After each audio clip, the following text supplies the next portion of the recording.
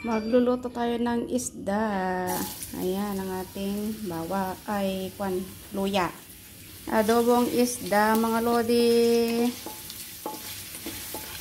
Mag-adobo tayo. Paksiw. Onion. Ayan. Masarap na naman ng ating dinner. Ayan.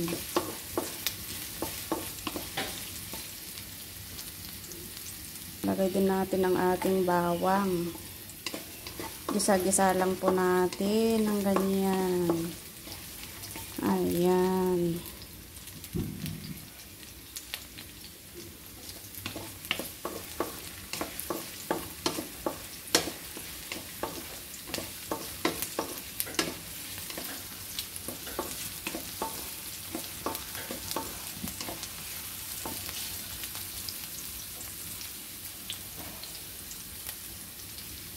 Ito yung ating buto-buto na isda.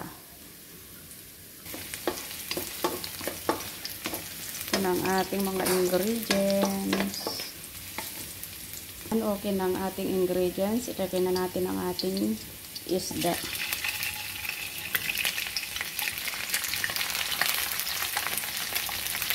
Buto-buto. Buto-buto ng isda.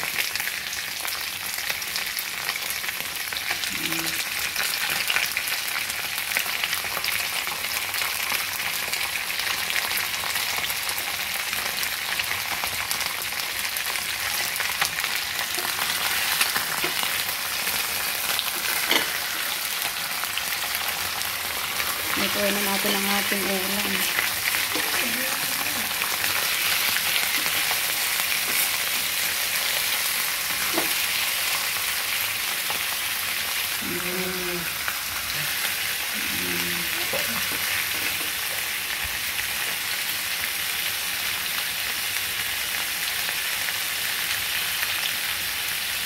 Lagay tayo ng toyo. Toyo. Lagay din tayo ng tubig. Lagyan din natin ng oyster. Ito yung ating laurel, pampabango sa lahat po ito ng mga isda o karne. Ayan. Lalagay din tayo ng paper.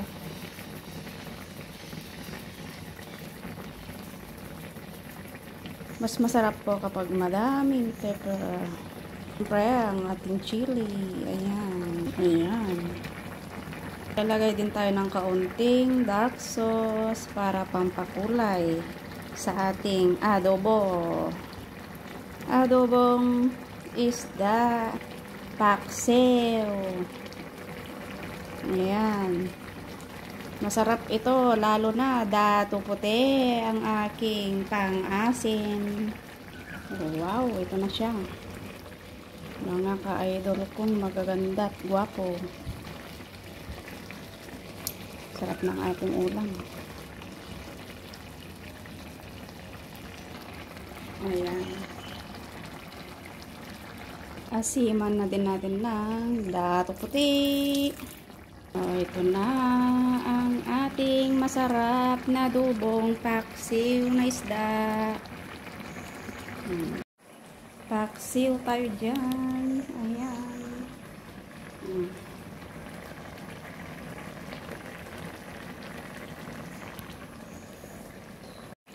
Sarap-sarap ng ating paksiw. Nabuto-buto po yan ng isda.